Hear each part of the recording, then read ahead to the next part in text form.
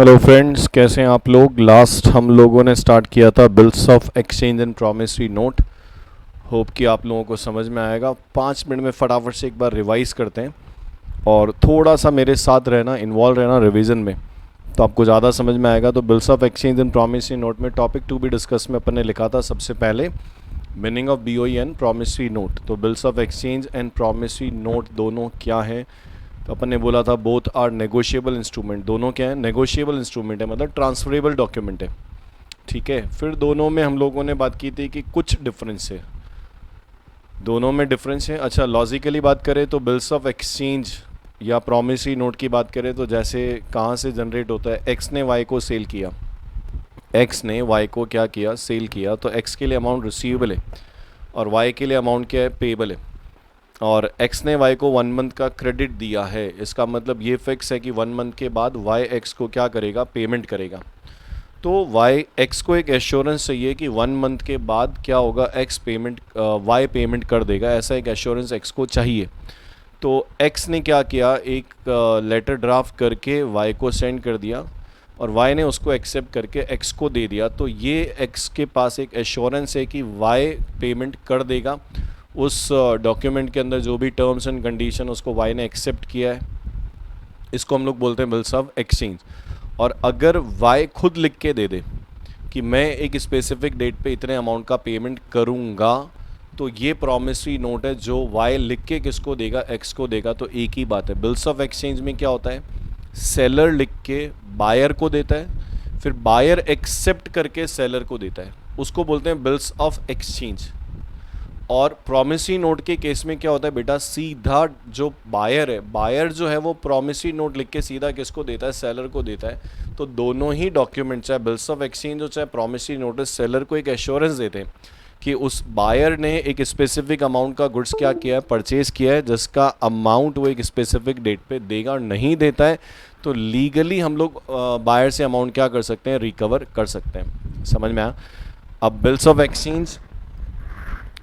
Exchange and promissory note में अगर हम लोग डिफरेंस की बात करें तो पहला डिफरेंस था लैंग्वेज का। तो बिल्स ऑफ एक्सचेंज में सेलर ऑर्डर देता है पेमेंट का कि आप मुझे एक स्पेसिफिक डेट पे पेमेंट करेंगे। तो लैंग्वेज में अगर मैं बात करूं तो बिल्स ऑफ एक्सचेंज के अंदर अनकंडीशनल ऑर्डर ऑफ पेमेंट होता है, जबकि प्रॉमिसरी नोट में अनकंडीशनल प्रॉमिस ऑफ पेमेंट होता है। सेकेंड डिफरेंस होता है नंबर ऑफ पार्टीज़ का। बिल्स ऑफ एक्सचेंज में वी हैव 3 पार्टीज़, कौन कौन से, ड्रॉ एंड पे। और प्रॉमिसरी नोट में we have 2 parties known as maker and pay. Next, bills of exchange में सेलर जब ड्राफ्ट करता है तो उसको बायर से एक्सेप्ट करवाना ज़रूरी है, जबकि प्रॉमिसरी नोट में जब बायर खुद लिख के साइन करके सेलर को देता है तो उसको सेलर से एक्सेप्ट करवाने की ज़रूरत नहीं है। उसके बाद में हम लोग बात करते हैं कि और क्या डिफरेंस है bills of exchange and promissory note में। तो बिल्स ऑफ एक्सचेंज कौन ड्रॉ करता है, सेलर। सेलर मतलब सप्लायर, सप्लायर मतलब क्रेडिटर। और प्रॉमिसरी नोट जो है, प्रॉमिसरी नोट कौन ड्रॉ करता है, प्रॉमिसरी नोट कौन बनाता है, बायर। बायर मतलब कस्टमर, कस्टमर मतलब डेटर। उसके बाद में अगर हम लोग बात करें तो बिल्स ऑफ एक्सचेंज के केस में maker and payee can be the same person, but in case of promissory note maker and payee can not be the same person. और सबसे इंपॉर्टेंट है, रिजर्व बैंक ऑफ इंडिया ने क्या बोला कि bills of exchange payable to bearer हो सकता है, पर promissory note can not be payable to bearer. उसके पीछे रीज़न क्या है, इंडियन करेंसी की 3 कैरेक्टरिस्टिक हैं। Indian currency has 3 characteristic. First, Indian currency negotiable instrument है, सेकंड प्रॉमिसरी नोट है, and third payable to bearer है। ठीक है, बिल्स ऑफ एक्सचेंज के अंदर मैं बात करूँ, मैंने क्या बोला, इंडियन करेंसी में कौन कौन सी 3 कैरेक्टरिस्टिक है बताओ। फर्स्ट क्या है, फर्स्ट क्या है, नेगोशिएबल इंस्ट्रूमेंट। सेकंड क्या है, बोलो, इंडियन करेंसी की 3 कैरेक्टरिस्टिक क्या है। फर्स्ट नेगोशिएबल इंस्ट्रूमेंट है, सेकंड प्रॉमिसरी नोट है, थर्ड पेबल टू बेयरर है। बिल्स ऑफ एक्सचेंज के केस में क्या है, नेगोशिएबल इंस्ट्रूमेंट तो है, प्रॉमिसरी नोट नहीं है, इसलिए वो पेबल टू बेयरर हो सकता है। तो उस केस में क्या होता है कि bills of exchange payable to bearer होता है तो वो इंडियन करेंसी के इक्विवेलेंट नहीं बनता है। पर प्रॉमिसरी नोट देखो, नेगोशिएबल इंस्ट्रूमेंट है, प्रॉमिसरी नोट नेगोशिएबल इंस्ट्रूमेंट है। प्रॉमिसरी नोट जो है वो क्या है, प्रॉमिसरी नोट है, तो अगर वो पेएबल टू बेयरर होता है तो वो इंडियन करेंसी के इक्वल हो जाता है। इसलिए रिजर्व बैंक ऑफ इंडिया ने साफ मना कर दिया कि कोई भी प्रॉमिसरी नोट लिखेगा तो पेएबल टू बेयरर नहीं हो सकता। पेएबल टू बेयरर मतलब होल्डर, पेएबल टू बेयरर मतलब होल्डर को हम लोग बोलते हैं, मतलब होल्डर को जिस जिस चीज़ का पेमेंट हो सकता है that is payable to bearer. मतलब प्रॉमिसरी नोट के अंदर पेमेंट उसी को मिलेगा ड्यू डेट पे जिसका नेम उस प्रॉमिसरी नोट के अंदर क्या होगा, स्पेसिफाइड होगा। ठीक है, ये कुछ बेसिक डिफरेंस है। सिमिलर पॉइंट में बात की थी हम लोगों ने, bills of exchange, promissory note दोनों नेगोशिएबल इंस्ट्रूमेंट है, दोनों राइटिंग में होने चाहिए, दोनों डेटेड होने चाहिए, दोनों में अमाउंट स्पेसिफाइड होना चाहिए, दोनों साइन होने चाहिए, और क्या था, ठीक है, दोनों, हाँ दोनों अनकंडीशनल होनी चाहिए, उसमें कंडीशन नहीं होनी चाहिए, अनकंडीशनल होनी चाहिए। तो ये सिमिलर पॉइंट थे। उसके बाद हम लोगों ने बात की थी जर्नल एंट्री, जो सबसे ज़्यादा इंपॉर्टेंट थी। तो इस चैप्टर में सबसे ज़्यादा अगर कुछ इंपॉर्टेंट है तो वो क्या है, जर्नल एंट्रीज। इस चैप्टर में सबसे ज़्यादा इंपॉर्टेंट है तो जर्नल एंट्रीज है। तो सिंपली आपको अगर जर्नल एंट्रीज को समझना है तो मैंने बोला था कि आप BR बिल्स पेबल, BR और बिल्स पेबल ये एक ही डॉक्यूमेंट होता है, एक के लिए रिसीवेबल और एक के लिए क्या है, पेबल है। तो जिसके पास भी बिल आ रहा है वो बिल को डेबिट करेगा, और जिसके पास से बिल जा रहा है वो बिल को क्या करता है, क्रेडिट करता है। बाकी ठीक है, रिसीवेबल है डेबिट करो, पेबल है क्रेडिट करो। तो इन नॉर्म्स को यूज़ करके और इन रूल्स को यूज़ करके आप बहुत इजीली जर्नल एंट्रीज लर्न कर सकते हो। तो ये चैप्टर इजीली करना है विदाउट एनी प्रॉब्लम। तो बेटर क्या है पता है, जर्नल एंट्रीज लर्न होनी चाहिए। आप समझ के लर्न करो, कैसे भी लर्न करो, पर लर्न होना चाहिए। तो स्मार्टनेस तो यही है कि समझो तो लर्न करने में टाइम कम लगेगा, ज़्यादा टाइम तक लर्न रहेगा। ठीक है, तो क्या बताया था मैंने आपको, सबसे पहले क्रेडिट परचेज सेल होता है। तो जैसे एक्स और वाई थे, तो एक्स ने वाई को सेल किया था, तो एक्स ने एंट्री क्या की थी, Y's account debit to, Y's account debit to sale. अब अपने को कोई पूछे वाई कौन है, तो वाई का अकाउंट डेबिट हो रहा है, वाई डेटर है।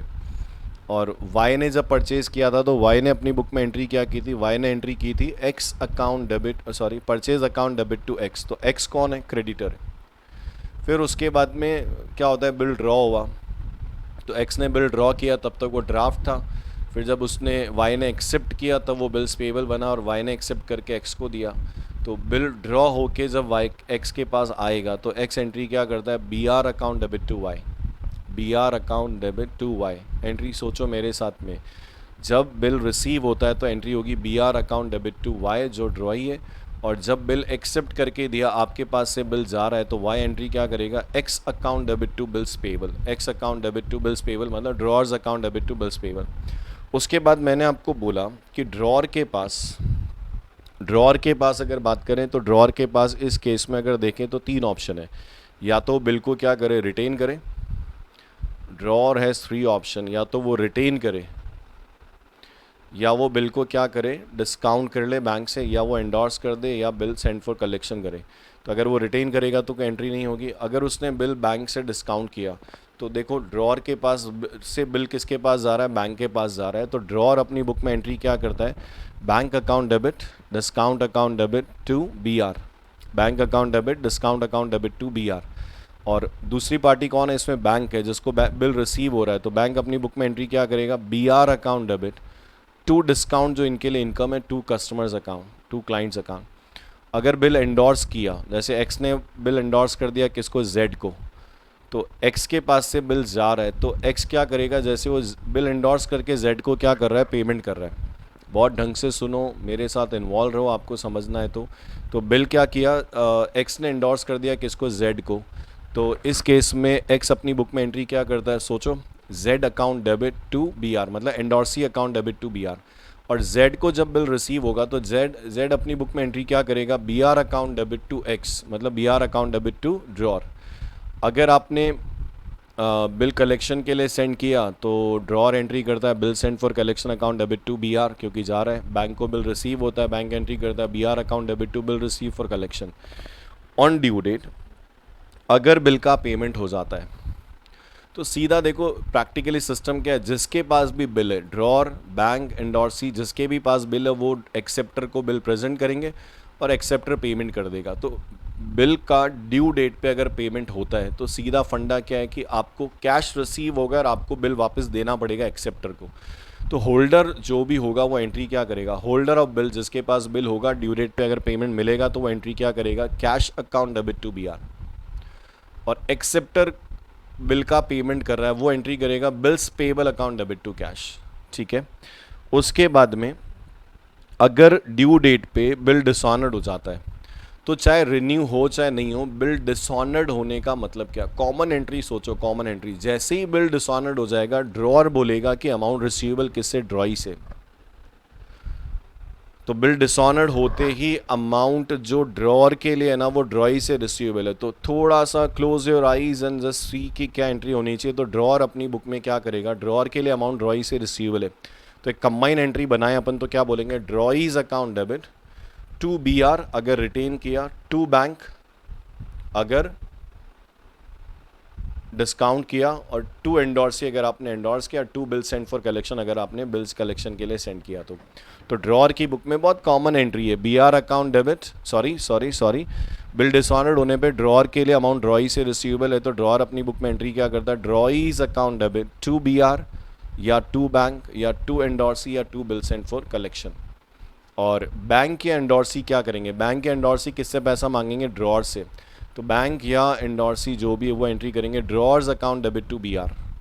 और एक्सेप्टर अपनी बुक में एंट्री करेगा bills payable account debit to drawer, क्योंकि एक्सेप्टर के लिए, ड्रॉई के लिए अमाउंट पेबल किसको है, ड्रॉअर को अमाउंट पेबल है, तो वो एंट्री करता है बिल्स पेबल अकाउंट डेबिट, क्योंकि डिसऑनर्ड होके बिल उसके पास चला गया तो बोलेगा bills payable account debit to drawer, ठीक है। उसके बाद अगर रिन्यू होता है, तो रिन्यू होता है तो क्या होता है, ड्रॉअर ड्रॉई से क्या करेगा, इंटरेस्ट चार्ज करेगा। तो ड्रॉअर के लिए इंटरेस्ट इनकम है, तो ड्रॉअर अपनी बुक में एंट्री क्या करेगा, ड्रॉअर अपनी बुक में एंट्री करेगा drawee's account debit to interest, drawee's account debit to interest. और ड्रॉई के लिए इंटरेस्ट एक्सपेंस है, ड्रॉई अपनी बुक में एंट्री करेगा interest account debit to drawer. फिर न्यू बिल ड्रॉ हो जाएगा, तो पुराना बिल का जो बाकी है प्लस इंटरेस्ट मिला के न्यू बिल ड्रॉ हो जाएगा, वही same entry B R account debit, बोलो B R account debit to drawee, और उधर हो जाएगा drawer's account debit to bills payable. और अगर बिल डिसऑनर्ड हो जाता है, रिन्यूअल नहीं होता है, तो हम लोग क्या कराते हैं, नोटिंग करवाते हैं, नोटिंग चार्जेस। तो जब बिल डिसऑनर्ड हो जाता है ना, तो नेगोशिएबल इंस्ट्रूमेंट एक्ट के अकॉर्डिंग क्या है कि बिल डिसऑनर्ड हुआ तभी माना जाएगा जब ड्रॉअर ने या होल्डर ऑफ बिल ने, जब ड्रॉअर या होल्डर ऑफ बिल ने बिल को सही टाइम पे, सही प्लेस पे, सही पर्सन के सामने प्रेजेंट किया है। तो अगर आपको केस करना है ड्रॉई पे, तो आपको ये प्रूव करना पड़ता है कि आपने बिल्कुल सही टाइम पे, सही पर्सन के सामने, सही प्लेस पे क्या किया, प्रेजेंट किया। तो उसके लिए हम लोगों को नोटिंग करवाना पड़ता है, तो नोटरी पब्लिक उसके लिए नोटिंग चार्ज लेता है। तो सबसे इम्पॉर्टेंट पता है क्या है, नोटिंग चार्ज पे कौन करेगा। अगर आप ड्रॉई बोल रहे हैं तो गलत है, नोटिंग चार्ज पे करेगा। अगर आप ड्रॉअर बोल रहे हो तो भी गलत है। नोटिंग चार्ज कौन पे करेगा, होल्डर ऑफ बिल, जिसके पास बिल है वो नोटिंग चार्ज को क्या होगा, पेमेंट करेगा।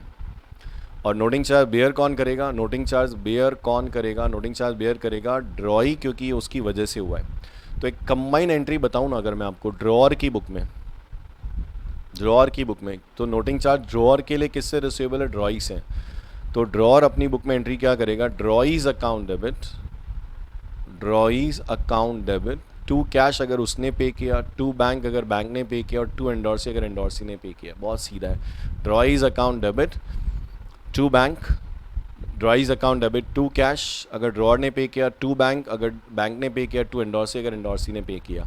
और ड्रॉई अपनी बुक में क्या करेगा, नोटिंग चार्ज उसके लिए एक्सपेंस है and it is payable to drawer, तो वो अपनी बुक में एंट्री करता है noting charge account debit to, noting charge account debit to drawer. और बैंक के एंडोर्सी जो है वो नोटिंग चार्ज अगर पेमेंट करेंगे, अगर वो होल्डर ऑफ बिल हैं, तो वो पैसा किससे मांगेंगे, वो पैसा किससे मांगेंगे, उस केस में ड्रॉअर से मांगेंगे। तो वो अपनी बुक में एंट्री करेंगे drawer's account debit to cash, ठीक है। उसके बाद में केस होने के बाद अगर पैसा रिसीव होता है, तो ड्रॉअर को जो कम रिसीव होगा वो बेड डेट से, ड्रॉई जो कम पेमेंट करेगा वो उसके लिए डेफिशिएंसी है। तो जैसे नॉर्मल है कि वाई से कैश रिसीव हो रहा है तो cash account debit to Y होता है। तो अगर कोई बेड डेट्स हुआ है तो कंबाइन एंट्री करें तो cash account debit, bad debts account debit to drawee. और ड्रॉई जब पेमेंट करेगा तो ड्रॉई एंट्री क्या करेगा, drawer's account debit to cash to deficiency. और एक रहता है रिटायरमेंट ऑफ बिल, तो जब डिस्काउंटिंग जैसा ही है।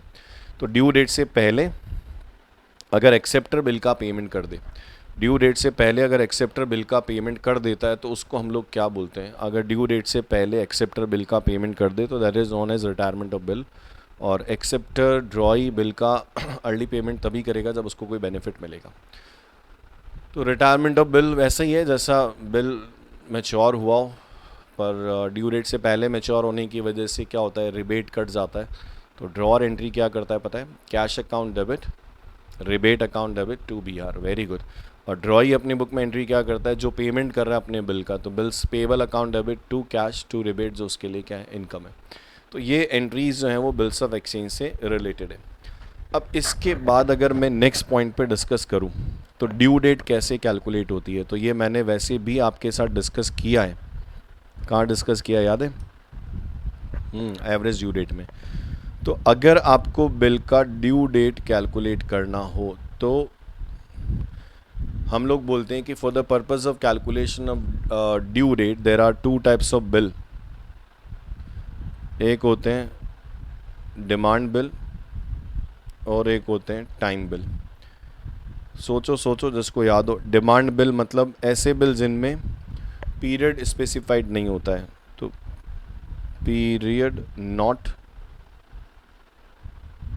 स्पेसिफाइड।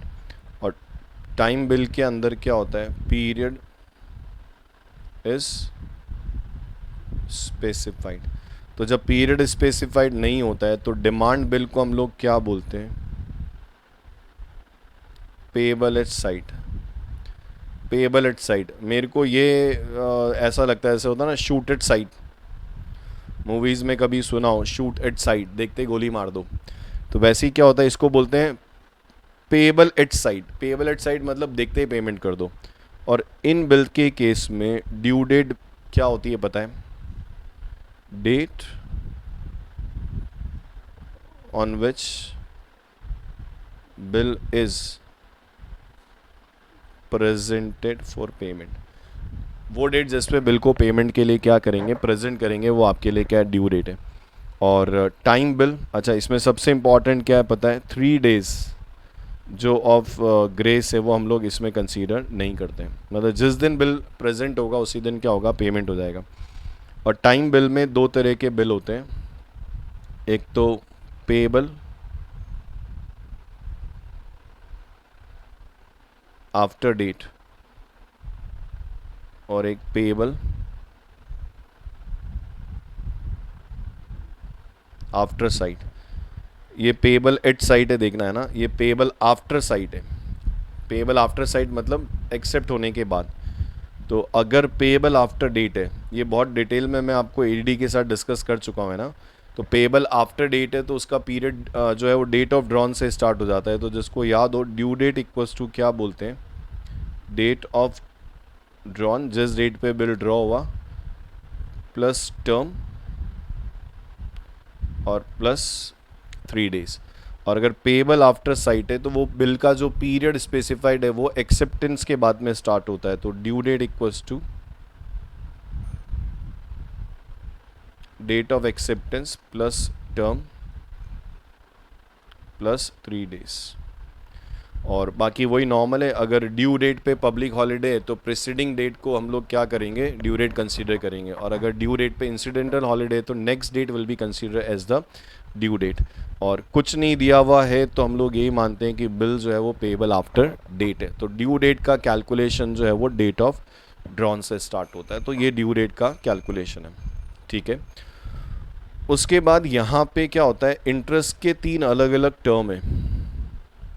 इंटरेस्ट के 3 बेसिकली क्या है, अलग अलग टर्म है।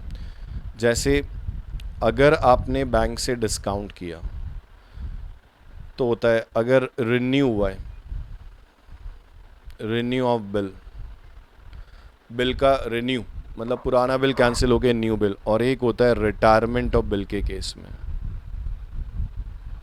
ये तीनों है तो इंटरेस्ट ही है। जब बैंक से बिल डिस्काउंट कराते हो तो उसको डिस्काउंट बोलते हैं, रिन्यू के केस में हम लोग उसको इंटरेस्ट बोलते हैं, और रिटायरमेंट के केस में हम लोग उसको क्या बोलते हैं, रिबेट बोलते हैं। तो जब आप बैंक से बिल डिस्काउंट करते हो तो एंट्री में अपने को क्या होता है, क्या एंट्री करते हैं पता है? ड्रॉअर एंट्री करता है bank account debit, discount account debit to BR। तो इस केस में तुमको डिस्काउंट कैलकुलेट करना पड़ता है। जब रिन्यू होता है तो न्यू बिल ड्रॉ होता है, तो ओल्ड बिल प्लस इंटरेस्ट मिला के न्यू बिल का अमाउंट आता है। तो ओल्ड बिल प्लस इंटरेस्ट मिला के न्यू बिल का अमाउंट आता है, तो अपने को ये पता होना चाहिए कि इंटरेस्ट कितना होगा। और retirement of bill due date से जब पहले पेमेंट होता है, तो अपने को ये समझना है कि डिस्काउंट कैसे कैलकुलेट करते हैं, इंटरेस्ट कैलकुलेट कैसे करते हैं, रिबेट कैसे कैलकुलेट करते हैं। तो सबसे पहले calculation of discount on bill discounted, calculation of discount on bill discounted. मान लो 1 जनवरी को बिल ड्रॉ किया एंड पीरियड इज 4 मंथ। तो अगर मैं इसकी ड्यू डेट कैलकुलेट करूं तो 1 जनवरी से 4 मंथ काउंट कैसे करते हैं बताओ? 1 Feb, 1 मार्च, 1 अप्रैल, 1 मई और 3 डेज। तो इसकी ड्यू डेट आ रही है 4 मई। 4 मई इसकी क्या ड्यू डेट है, ठीक है। इसका मतलब एक्सेप्टर जो है वो होल्डर को क्या करेगा, 4 मई को बिल का पेमेंट करेगा। अब बैंक आपको फैसिलिटी देती है, अगर आपकी बैंक में गुडविल अच्छी है तो on the security of bill bank आपको अर्ली पेमेंट कर सकती है। अब सोचो कि अगर मैं 4 जनवरी को बिल डिस्काउंट करवाऊं, 4 जनवरी को, एकदम कॉमन सेंस है यार, बहुत इजी है। अगर आप 4 जनवरी को बिल डिस्काउंट कराओगे, इसका मतलब आपने क्या किया पता है, बैंक से ड्यू डेट से 3 मंथ पहले क्या किया, आपने इंटरेस्ट ले लिया। सॉरी, बैंक से आपने 3 मंथ पहले ही बिल का पैसा ले लिया, तो बैंक 3 मंथ का इंटरेस्ट डिडक्ट कर देगा। अगर सोचो मैं 4 फैब को बिल डिस्काउंट कराऊं, 4 फैब को, इसका मतलब मैंने, बैंक तो तुमको 4 फैब को दे रहा है, पर बैंक को जो अमाउंट मिलेगा वो कब मिलेगा, 4 मई को मिलेगा। तो इस केस में बैंक आपसे अर्ली पेमेंट के लिए क्या करेगा, इंटरेस्ट चार्ज करेगा, जिसको हम लोग डिस्काउंट बोलते हैं। तो इस केस में 4 फैब से 4 मई के लिए बात करूं तो 2 मंथ का बैंक आपसे इंटरेस्ट लेगा।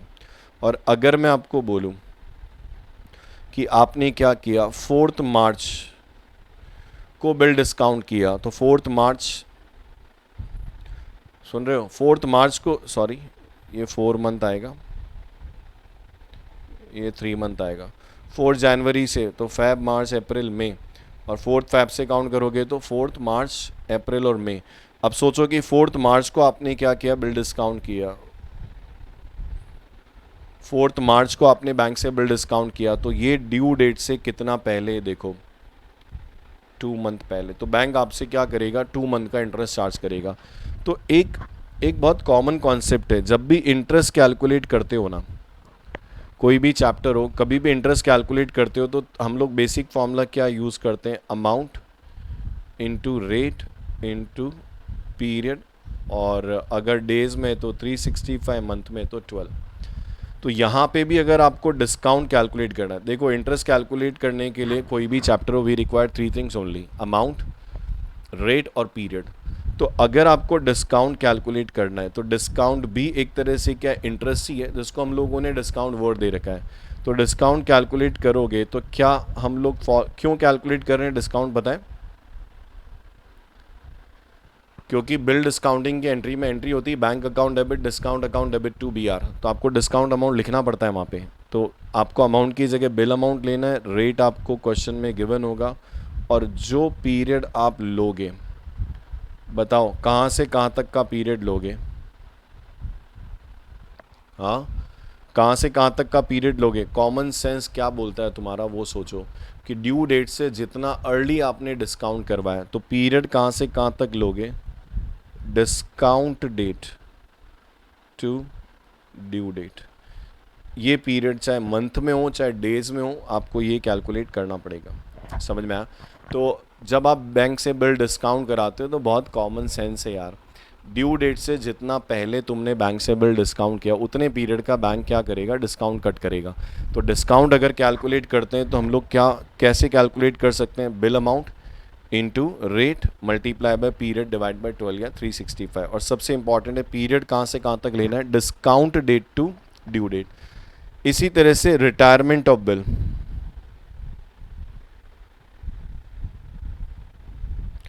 रिटायरमेंट ऑफ बिल में क्या होता है, एक्सेप्टर खुद ड्यू डेट से पहले पेमेंट कर देता है। तो रिटायरमेंट ऑफ बिल के केस में क्या होगा, सोचो अगर 1 जनवरी को बिल क्या हुआ, ड्रॉ हुआ।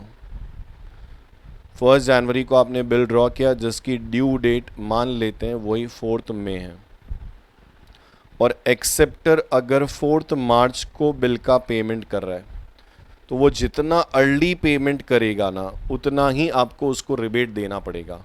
तो सेम इस केस में यहाँ से यहाँ तक का 4 मार्च से 4 मई मतलब 2 मंथ, 4 मार्च से 4 अप्रैल और 4 मई 2 मंथ का क्या होगा, रिबेट कैलकुलेट होगा। तो बेटा अगर आपको रिबेट कैलकुलेट करना है, डिस्काउंट और रिबेट एक ही बात है, नाम दो अलग अलग हैं। सिर्फ इनको अलग करने के लिए क्या किया, बैंक से अगर पैसा जल्दी लेते हो तो उसको डिस्काउंट बोल दिया, डिस्काउंटिंग बोल दिया। डिस्काउंटिंग क्यों बोल रहे हैं, 10,000 का बिल आपने दिया और बैंक आपको 9,000 दे रहा है तो मैं बोलूँगा कि वो डिस्काउंटिंग हो गई। डिस्काउंटिंग मतलब पैसा कम मिलना। तो बैंक से बिल डिस्काउंट करते हैं तो उसको डिस्काउंट बोलते हैं, और वही एक्सेप्टर जब जल्दी पेमेंट करता है तो उसी को रिबेट बोलते हैं। बात एक ही है, बोथ आर इंटरेस्ट बेसिकली।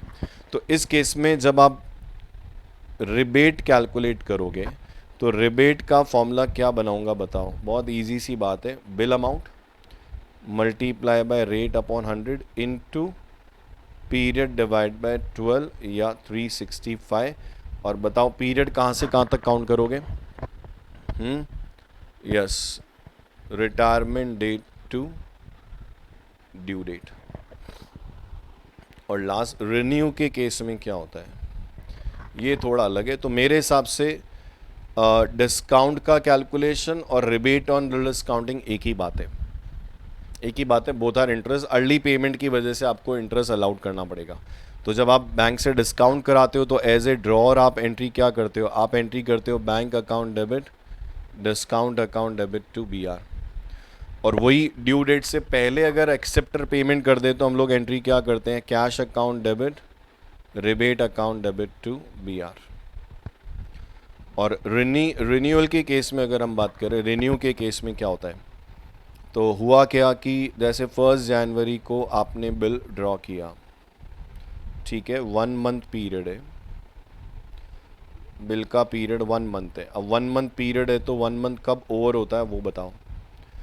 हाँ, 1 जनवरी को बिल ड्रॉ किया, 1 मंथ का पीरियड है तो 1 फैब, 4 फैब क्या है, ड्यू डेट है। 4 फैब क्या है, ड्यू डेट है। अब 4 फैब को हमने बिल क्या किया, प्रेजेंट किया। बिल अमाउंट कितना है, 10,000 का। बिल अमाउंट कितना है, 10,000 का। तो हमने क्या किया, 1 जनवरी को बिल प्रेजेंट, सॉरी 1 जनवरी को बिल ड्रॉ किया, 1 मंथ बाद 4 फैब ड्यू डेट आ गई, हमने 4 फैब को एक्सेप्टर को क्या किया, बिल प्रेजेंट किया। एक्सेप्टर ने मना कर दिया कि मेरे पास पेमेंट नहीं है, मैं इसका पेमेंट 2 महीने बाद दूंगा। तो इस केस में लॉजिकली हम लोग 2 मंथ का इंटरेस्ट कैलकुलेट करते हैं। बहुत लोग आर्ग्यूमेंट करते हैं सर 2 महीने 3 दिन का होना चाहिए। वेट,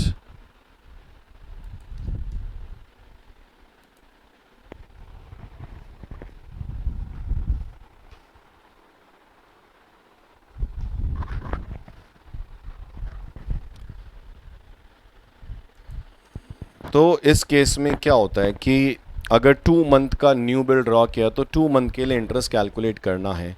अब एक चीज़ समझो कि हमारा बिल कितना था, 10,000 का था। अब एक्सेप्टर हमको क्या बोलता है कि आप इसमें से 2,000 रुपीज़ ले लो,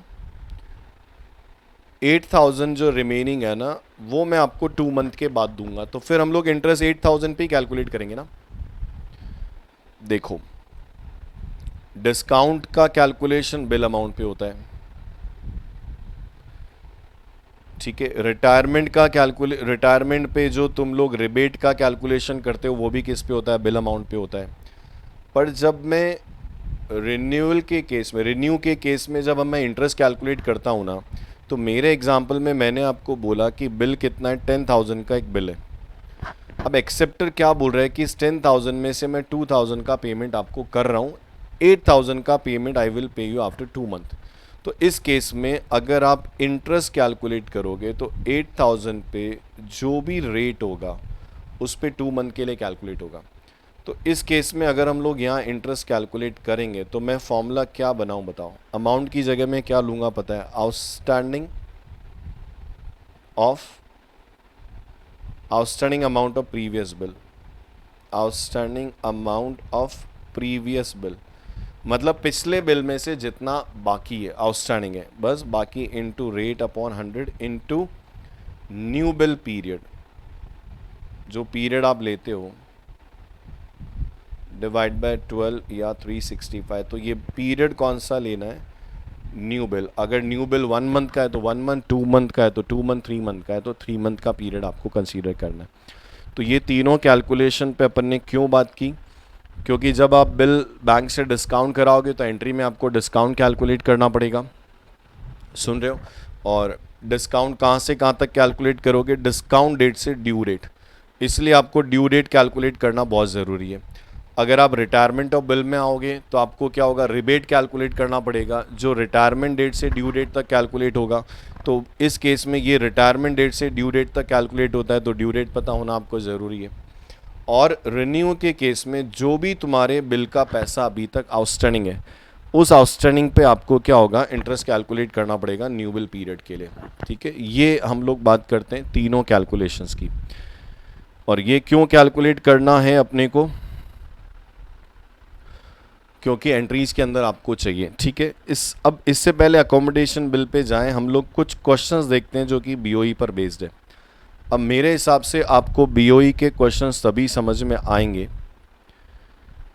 मेरे हिसाब से आपको बीओई के क्वेश्चन तभी समझ में आएंगे जब आपको एंट्रीज़ याद होगी। तो अगर आपको एंट्रीज़ याद है तो ये बहुत इजी है, और अगर आपको एंट्रीज़ लर्न नहीं है तो फिर ये बहुत टिपिकल है। तो एंट्रीज़ लर्न होना अपने को बहुत ज़रूरी है। तो आप एक बार समझो मैं कैसे एक्सप्लेन कर रहा हूँ, फिर उसके बाद आप खुद से एंट्रीज़ लिख लो। हाँ, एंट्रीज़ के साथ में नरेशन होना बहुत ज़रूरी है, नरेशन लिखना बहुत ज़रूरी है आपको।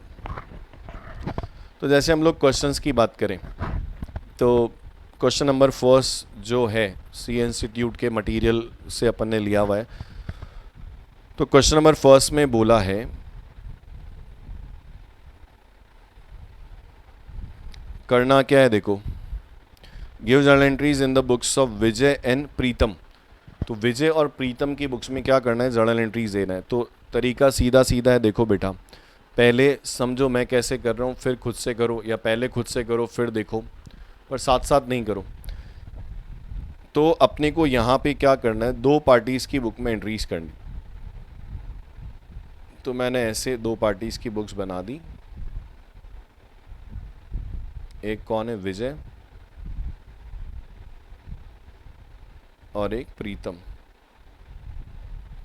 ठीक है, Vijay sold goods to Pritam on 1 सितंबर 2016। तो 1 सितंबर को क्या हुआ, तो सबसे पहले 1 सितंबर को एंट्री हो जाएगी, Vijay sold goods to Pritam on 1 सितंबर 2016 फॉर 1,06,000। तो विजय अपनी बुक में एंट्री क्या करेगा, Pritam's account debit to sale. Narration normal, being good sold to Pritam करके आप लिख सकते हो 1,06,000 का गुड सोल्ड किया, और प्रीतम ने क्या किया बेटा, गुड्स परचेज किया। तो प्रीतम अपनी बुक में एंट्री करेगा purchase account debit to Vijay 1,06,000। ठीक है, यहाँ पे रिसीवेबल हो गया और यहाँ पे क्या हो गया, पेबल हो गया। तो एक नरेशन लिख देगा, बीइंग गुड्स परचेज फ्रॉम प्रीतम, क्या नरेशन लिख सकता है, बीइंग गुड्स परचेज फ्रॉम विजय।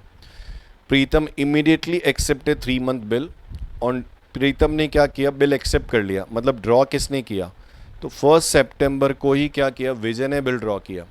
तो 1 सितंबर को विजय ने क्या किया, बिल ड्रॉ किया। तो ड्रॉ किया तब तो ड्राफ्ट था, पर प्रीतम ने जब एक्सेप्ट करके दिया तो बिल बना। तो यहाँ पे हम लोग एंट्री क्या कर सकते हैं, बिल रिसीव हो रहा है बेटा,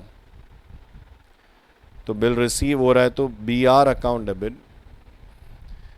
अकाउंट डेबिट टू प्रीतम 1,06,000। ये 1,06,000 का बिल हो गया।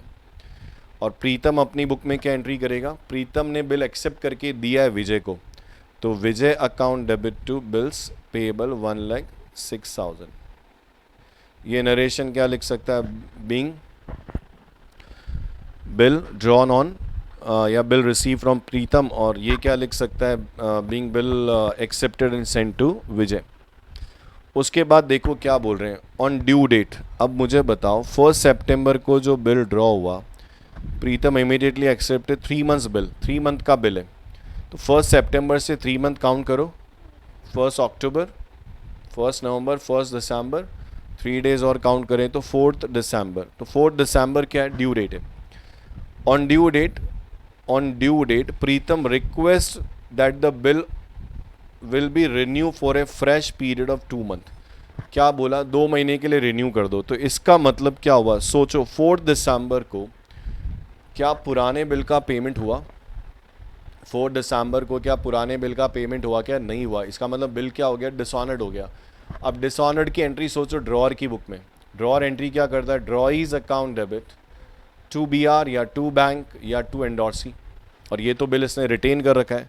तो विजय अपनी बुक में क्या एंट्री करेगा, 4 दिसंबर को बिल डिसऑनर्ड हो गया, तो विजय के लिए अमाउंट किससे रिसीवेबल है, प्रीतम से। तो एंट्री हो जाएगी यहाँ पे Pritam's account debit to B R. ये बिल वापस से विजय से प्रीतम के पास चला गया, और प्रीतम को बिल वापस मिल रहा है, तो प्रीतम क्या करेगा, बिल्स पेबल, क्योंकि उसके लिए ये बिल पेबल है, bills payable account debit to Vijay 1,06,000। ये बिल आपका क्या हो गया, डिसऑनर्ड हो गया, ठीक है ना। ये 1,06,000 से बिल डिसऑनर्ड हो गया, ठीक है। बताओ सोचो रिन्यू के केस में क्या होगा, 4 दिसंबर को इंटरेस्ट चार्ज होगा, ये तो ओल्ड बिल क्या हुआ, डिसऑनर्ड हो गया, ये तुम्हारा ओल्ड बिल क्या हुआ, डिसऑनर्ड हो गया। अब 4 दिसंबर को इंटरेस्ट चार्ज होगा, कितने मंथ्स का, Vijay agree provide interest 9% was, देखो क्या बोल रखा है,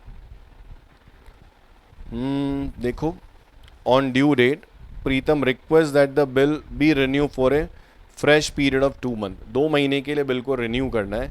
और ये बोल रहा है Vijay agrees provided interest at 9% was paid immediately in cash. Vijay ने बोला ठीक है मैं 2 महीने का न्यू बिल ड्रॉ कर दूंगा, पर 2 महीने का इंटरेस्ट कैश में देना पड़ेगा। तो इस केस में इंटरेस्ट कैश में रिसीव हो रहा है, तो यहाँ पे ये इंटरेस्ट की क्या एंट्री कर सकता है बताओ, ये एंट्री कर देगा cash account debit to interest, और इसके लिए इंटरेस्ट एक्सपेंस है, ये एंट्री करेगा expense interest account debit to cash. क्यों, क्योंकि इंटरेस्ट का पेमेंट किस में हो रहा है, कैश में हो रहा है। तो आपको क्या करना पड़ेगा, 1,06,000 पे कैलकुलेट करना पड़ेगा। 1,06,000 पे रेट गिवन है 9%, तो multiply by 9% divide by 12 into 2, तो ये कुछ 1590 का इंटरेस्ट आ रहा है, 1590 का इंटरेस्ट रिसीव हो गया। और अब क्या होगा बताओ, न्यू बिल ड्रॉ हो जाएगा। तो 4 दिसंबर को ये विजय और ये कौन है, प्रीतम, 4 दिसंबर को विजय क्या करेगा, न्यू बिल ड्रॉ कर देगा, तो वापस विजय को बिल रिसीव हो जाएगा, B R account debit to Pritam and amount will remain same 1,06,000। अब इंटरेस्ट ऐड नहीं होगा क्योंकि इंटरेस्ट का पेमेंट वो कैश में कर चुका है। और ये अपनी बुक में एंट्री क्या करेगा, Vijay account debit to bills payable. Entries learn होगी तो ईजीली समझ में आ जाएगा, सिर्फ अमाउंट ही अपने को लिखने हैं। और उसके बाद क्या बोला, the second bill was met on due date. अब मुझे बताओ 4 दिसंबर को 2 मंथ का बिल लिखा है, और इसकी ड्यू डेट क्या आएगी, 4 दिसंबर से 2 मंथ काउंट करो, 4 जन 4 फैब 3 डेज 7 फैब, तो 7 फैब को बिल क्या हो गया, मैच्योर हो गया। तो 7 फैब को क्या एंट्री होगी, इसको बिल का पैसा मिल गया विजय को। तो याद हो तो मैच्योरिटी पे क्या होता है, होल्डर को बिल अमाउंट रिसीव होता है, तो होल्डर एंट्री करता है cash account debit to B R. इसके पास कैश आएगा और इसके पास से बी आर जाएगा, तो ये एंट्री क्या कर सकता है, cash account debit to B R, और ये अपने बिल्स पेबल का पेमेंट कर रहा है, एंट्री हो जाएगी bills payable account debit to cash 1,06,000।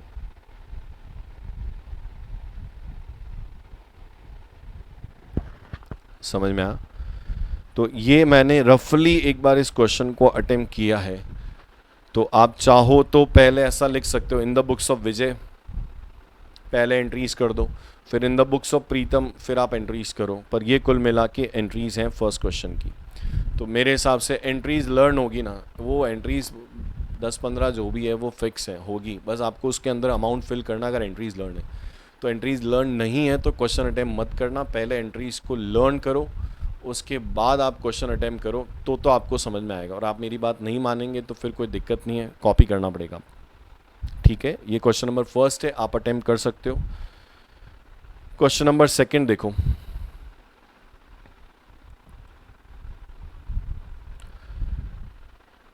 Question number second में बोला on 1st January 2016 Ankita sell goods of rupees 5 lakh to Bhavika and draw a bill a 3 month for a amount. Bhavika accepted and return it to Ankita. ठीक है. On 1st March Bhavika retire her acceptance under rebate 12% per annum. Record these transactions in the journal of Ankita and Bhavika.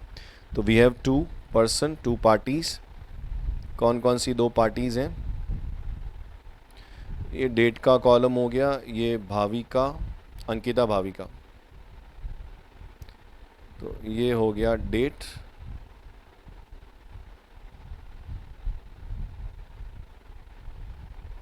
Ankita और भाविका, ठीक है। सबसे पहले क्या करोगे, 1st जनवरी अंकिता सेल गुड्स, अंकिता ने सेल किया तो अंकिता एंट्री क्या करेगी, Bhavika's account debit to sale, Bhavika's account debit to sale 5 lakh, being good sold to Bhavika. Bhavika क्या कर रही है, परचेज कर रही है, तो भाविका एंट्री करेगी परचेज एक्सपेंस है, purchase account debit to Ankita 5 lakh, being goods purchase from Ankita.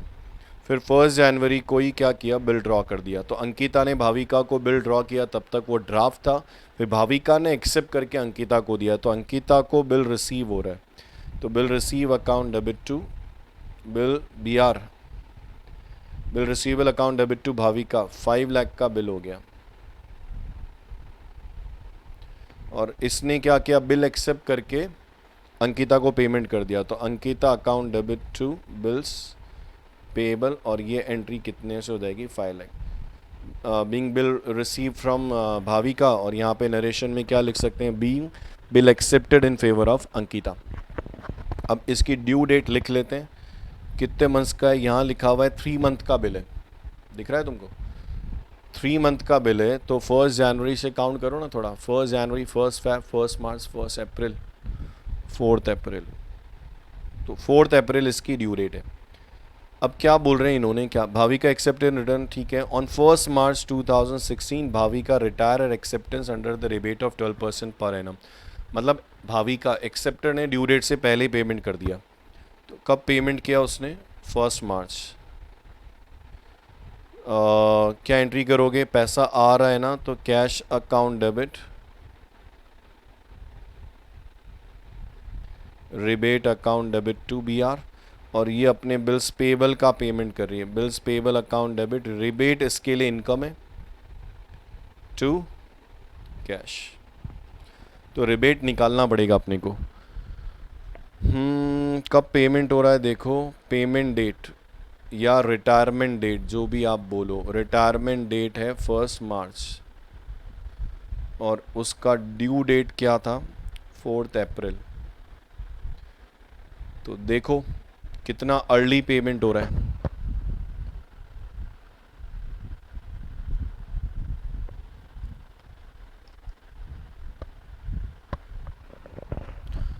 हाँ बेटा, कितना अर्ली पेमेंट हो रहा है, मार्च का तो हो गया 30 और अप्रैल का हो गया 34 डेज, तो 5 लाख पे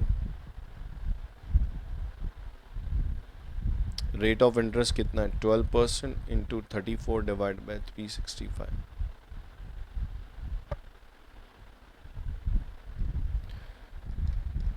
5 lakh into 12% divide by 365 multiply by 34,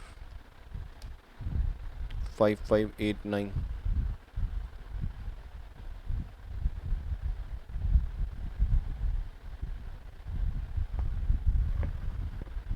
$5589 का रिबेट आएगा, तो इसका मतलब बिल कितना था, 5 लाख।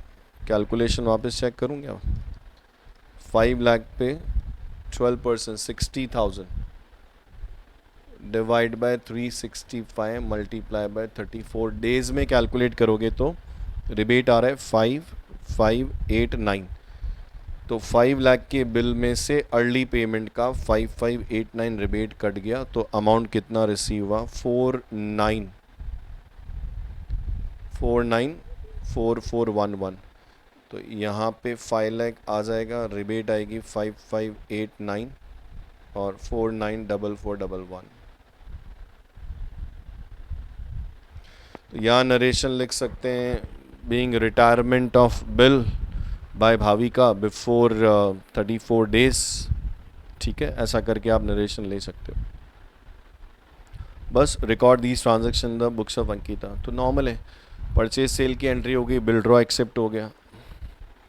हाँ 34 डेज़ का ही कैलकुलेट होगा ना, क्योंकि ड्यू डेट तो 4 अप्रैल है।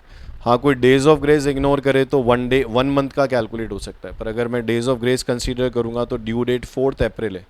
तो 4 अप्रैल से जितना अर्ली पेमेंट होगा उसका कैलकुलेट करना पड़ेगा। तो अगर मैं in terms of days calculate करूँगा तो ये आएगा 5589। ठीक है बेटा, ये क्वेश्चन नंबर 2, तो आप कर सकते हैं इसको। क्वेश्चन नंबर 3, अच्छा क्वेश्चन है, देखो। Generalized the following transaction in the books of के।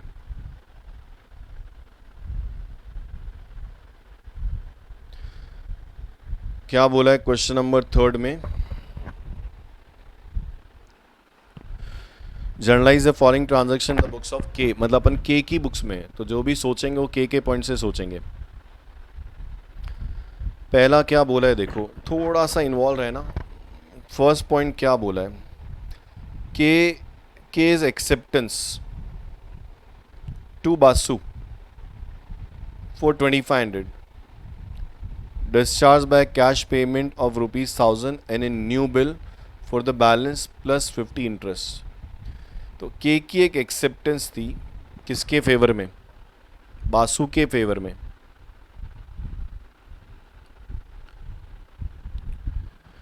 तो K's acceptance to Basu for 2500 discharge by cash payment of 1000 and a new bill for balance plus 50 interest. पढ़ो, देखो क्या लिखा है, सोचो क्या एंट्री होनी चाहिए।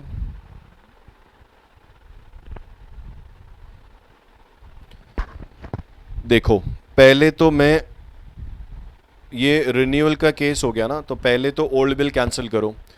तो के लिए एक्सेप्टेंस है, तो के का एक्सेप्टेंस डिसऑनर्ड हो रहा है, तो मतलब बिल डिसऑनर्ड होके वापस आ जाएगा। कौन है के, कौन है इस केस में? ड्रॉ ही हो गया ना। तो बिल डिसऑनर्ड होता है तो ड्रॉ ही क्या एंट्री करता है, bills payable account debit to drawer. तो यहाँ पे क्या होगा, के की एक्सेप्टेंस है वो डिसऑनर्ड हो गई, बिल्स पेबल डिसऑनर्ड हुआ, तो बिल्स पेबल का क्रेडिट बैलेंस होता है, डिसऑनर्ड हुआ तो डेबिट हो जाएगा। तो सबसे पहले आप ओल्ड बिल कैंसिल करो, bills payable account debit to Basu 2500। इस एंट्री के थ्रू जो अकाउंट समझते हैं, वापस पेबल टू बासु हो गया 2500। फिर इंटरेस्ट देना है अपने को, interest account debit to Basu 50 rupees. तो जिसको समझ में आ रहा है, टोटल पेबल कितना हो गया बताओ? 2500 तो ओल्ड बिल का पेबल और 50 रुपीज़ इंटरेस्ट का पेबल है, तो टोटल पेबल हो गया 2550। और इसका पेमेंट कैसे किया? 1000 रुपीज़ तो कैश। अब मैं क्या कर रहा हूँ पता है, के क्या कर रहा है, बासु को पेमेंट कर रहा है। तो Basu's account debit to cash to bills payable, तो 2550। 2500 तो पुराने बिल का, 50 इंटरेस्ट का, टोटल अमाउंट पेबल कितना था 2550। उसमें से 1000 क्या हो गया, कैश हो गया, और 1550 का क्या हो गया, न्यू बिल हो गया। तो ये ओल्ड बिल कैंसिल हो गया। फिर उसके बाद ये इंटरेस्ट हो गया जो क्वेश्चन में गिवन है, और ये वापस न्यू बिल का एंट्री हो गया, जिसमें पार्टली पेमेंट किस में हो रहा है, कैश में हो रहा है। तो Basu's account debit to cash और to bills payable, new bills payable जो भी आपका। ठीक है, ये फर्स्ट। सेकंड समझो, जीज एक्सेप्टेंस जीज एक्सेप्टेंस मतलब जी का बिल्स पेबल है ₹4 which was endorsed by K2 Mehta. G की एक्सेप्टेंस, जीज एक्सेप्टेंस, जी का एक्सेप्टेंस किसके पास है? के पास है, जो मेहता को एंडोर्स किया वॉज डिसऑनर्ड हो गया and Mehta paid 20 as noting charge, और मेहता ने 20 रुपीज़ नोटिंग चार्ज किए और bill withdrawal against the cheque. और बिल विड्रॉल मतलब क्या हुआ? चेक से पेमेंट करके बिल विड्रॉल किया अपन ने। वापस देखो सेकंड पॉइंट क्या है।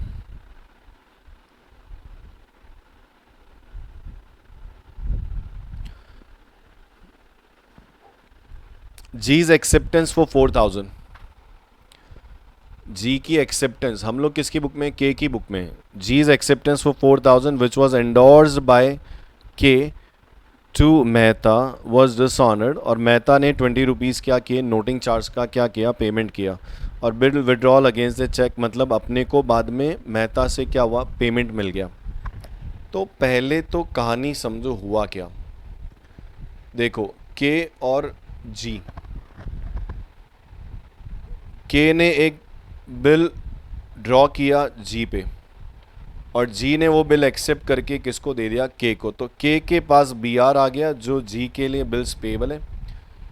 के ने ये बिल एंडोर्स कर दिया, के ने ये बिल एंडोर्स कर दिया किसको? एम को।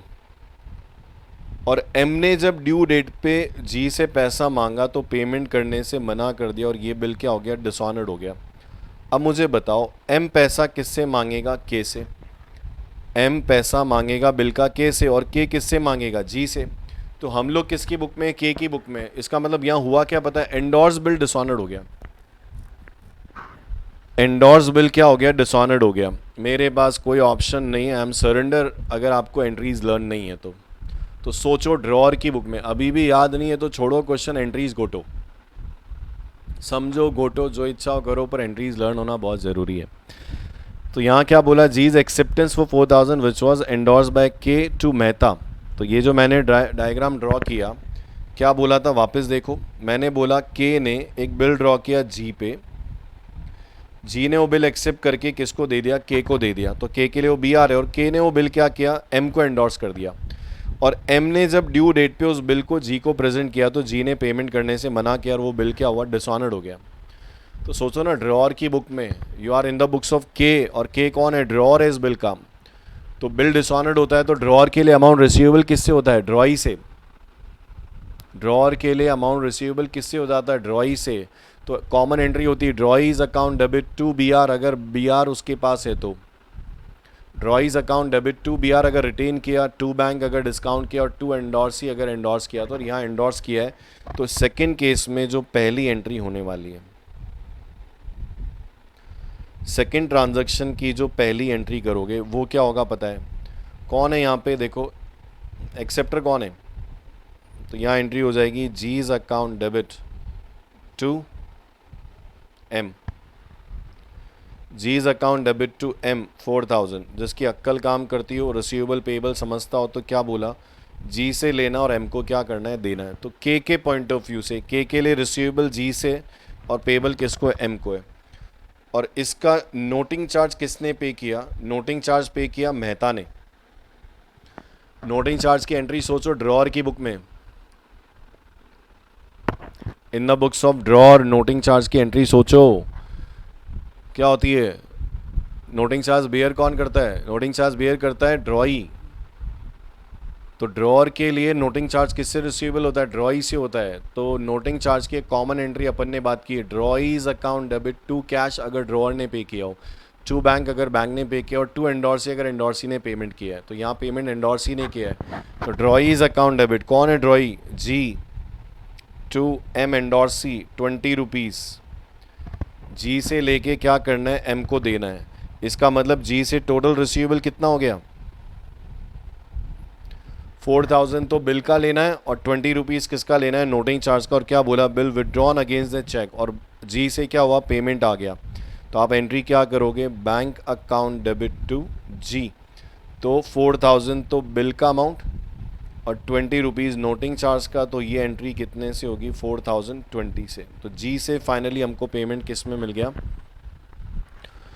Bill withdrawal against cheque. Okay sorry, bill withdrawal against cheque मतलब हमने क्या किया?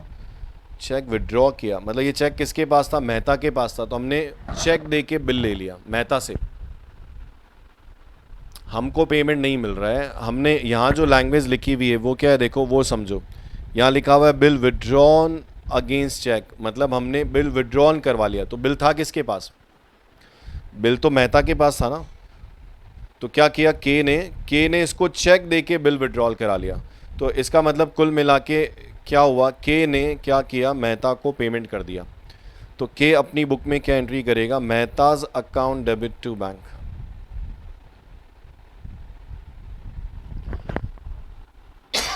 Mehta's account debit to bank.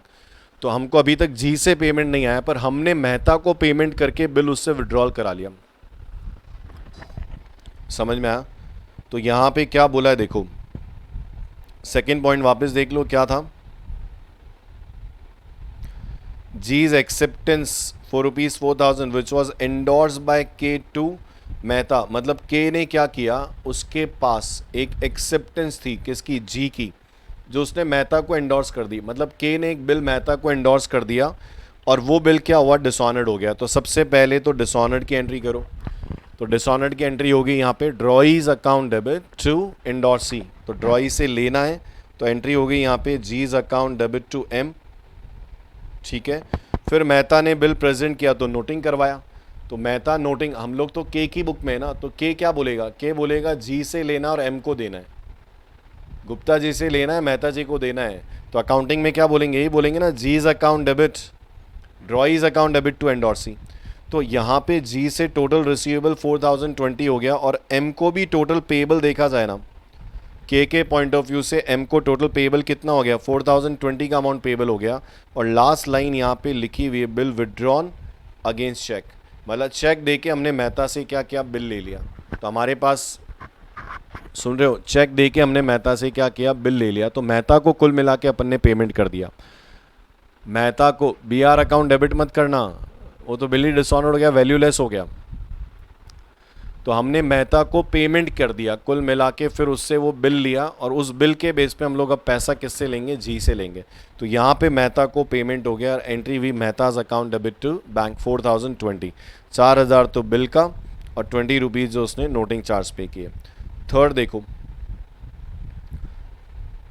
D retire A bill of 2000 drawn on him by के फॉर ₹10 डिस्काउंट। तो ये तो ठीक है, नॉर्मल है।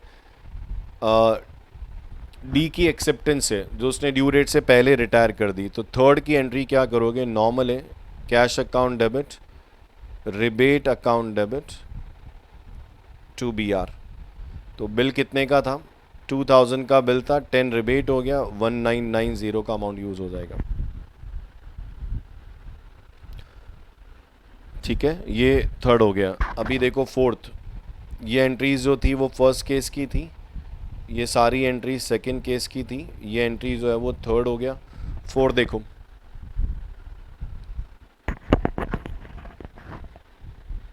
फोर्थ पॉइंट पढ़ो। देखो एंट्रीज लर्न है तो ये चैप्टर में कुछ भी नहीं है, और एंट्रीज लर्न नहीं है तो बहुत प्रॉब्लम है इसमें भी, और आगे भी जाके बहुत प्रॉब्लम आने वाली है। केस एक्सेप्टेंस टू पटेल, किसकी बुक में हो? वेट,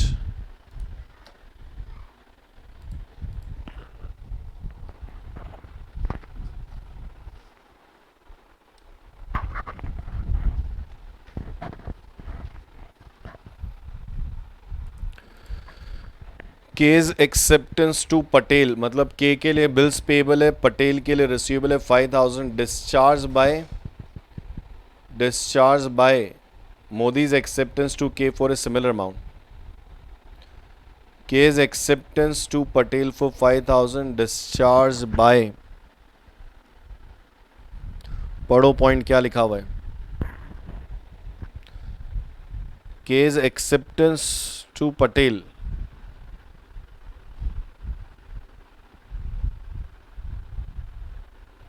पढ़ो पढ़ो पढ़ो एक बार पॉइंट, सोचो क्या होगा।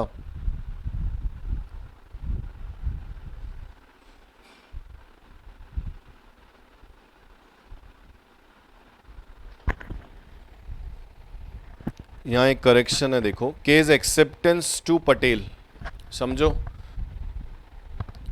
केज एक्सेप्टेंस टू पटेल मतलब के ने एक एक्सेप्टेंस पटेल को दे रखी है, तो के लिए पेबल है और पटेल के लिए रिसीवेबल है। ₹4,5,000 डिस्चार्ज बाय के, डिस्चार्ज बाय, यहाँ पटेल नहीं आएगा, डिस्चार्ज बाय के,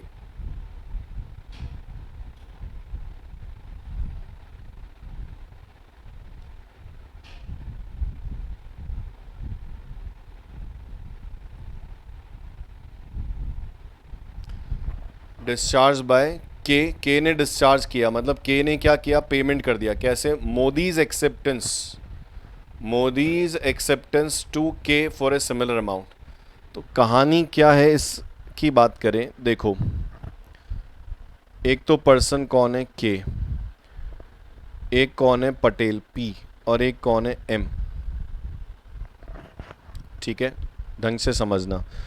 केज एक्सेप्टेंस टू पी मतलब के ने एक एक्सेप्टेंस दे रखी है किसको, पी को। तो ये के लिए क्या है, बिल्स पेबल है जिसका अमाउंट 5,000 है। मतलब के ने एक्सेप्टेंस क्या रखी है, एक्सेप्ट कर रखा है कि मैं पी को पेमेंट करूंगा।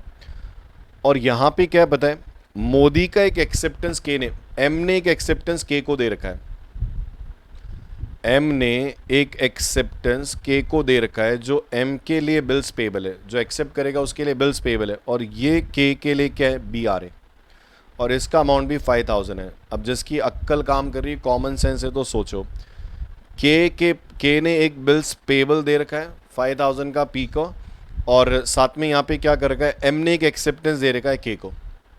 तो we are in the books of K, हम के की बुक में। तो के ने अपनी बिल्स पेबल का पेमेंट कैसे किया, बी आर एंडोर्स करके। के ने अपने बिल्स पेबल का पेमेंट, देखो ना, एक्सेप्ट किसने कर रखा है, के ने एक्सेप्ट कर रखा है ना। क्या एक्सेप्ट करेगा, मैं पेमेंट करूंगा। तो के ने एक एक्सेप्टेंस किसको दे रखी, पी को, और मोदी ने एक एक्सेप्टेंस किसको दे रखी, मोदी ने एक एक्सेप्टेंस किसको दे रखी, के को। तो के लिए बिल्स पेबल है एक, और एक क्या है, बी आर है। सुन रहे हो? तो के ने अपने बिल्स पेबल का पेमेंट करने के लिए क्या किया, बी आर एंडोर्स कर दिया। सोचो, के अगर अपने बिल्स पेबल का पेमेंट कैश में करता तो एंट्री क्या होती, bills payable account debit to cash. पर समझो इसने क्या किया, के ने क्या किया, ये जो मोदी का जो एक्सेप्टेंस है ना इसके पास, बी आर 5,000 का, वो दे दिया। तो ऑन ड्यू डेट क्या होगा पता है, एम पेमेंट किसको कर देगा, पी को पेमेंट कर देगा। तो यहाँ पे कहना ये चाह रहे हैं कि के ने अपनी बिल्स पेबल को डिस्चार्ज कर दिया, मतलब पेमेंट कर दिया मोदी का बी आर एंडोर्स करके। तो अगर मैं इन द बुक्स ऑफ के हूँ तो के अपने बिल्स पेबल का पेमेंट कर रहा है बी आर एंडोर्स करके, और ये एंट्री कितने से होगी, 5,000 से। तो लास्ट वाले ट्रांजैक्शन में बोला जा रहा है K's acceptance to Patel for 5,000 discharge by K, मतलब पेड बाय के। कैसे, Modi's acceptance to K for a similar amount.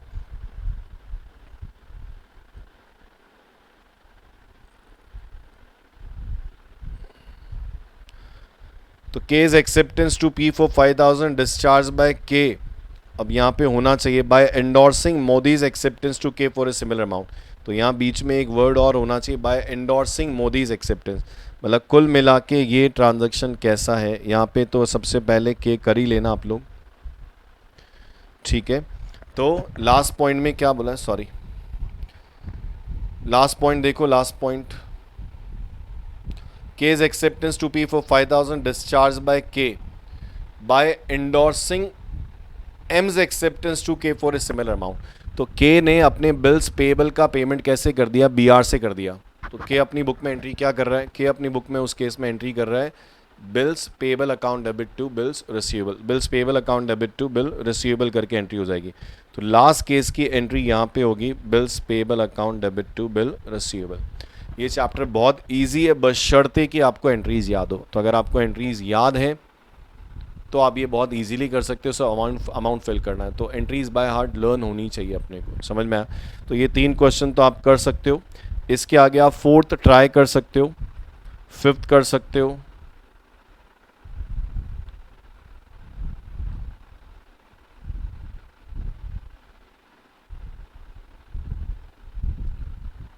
6 कर सकते हो, 7 कर सकते हो, तो आप 7 तक क्वेश्चन ट्राई कर सकते हैं।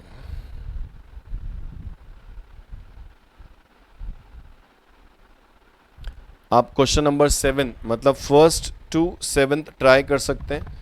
जो नहीं आए मुझे बता देना, मैं नेक्स्ट लेक्चर में उसको वापस से क्या करूँगा, एक्सप्लेन करूँगा। पर अगर आप चाहते हो कि ये चैप्टर आपको समझ में आए तो सीधा सीधा फंडा है जर्नल एंट्रीज जो 10-15 एंट्रीज है वो लर्न होना बहुत ज़रूरी है, तो ही आपको ये समझ में आएगा। तो क्वेश्चन नंबर फर्स्ट टू 7 आप अटेम्प्ट करना, बाकी के क्वेश्चंस मैं आपको नेक्स्ट लेक्चर में समझा दूंगा कैसे करना है, और इसके क्वेश्चंस मैं आपको सेंड कर दूंगा। ठीक है, ओके, थैंक यू।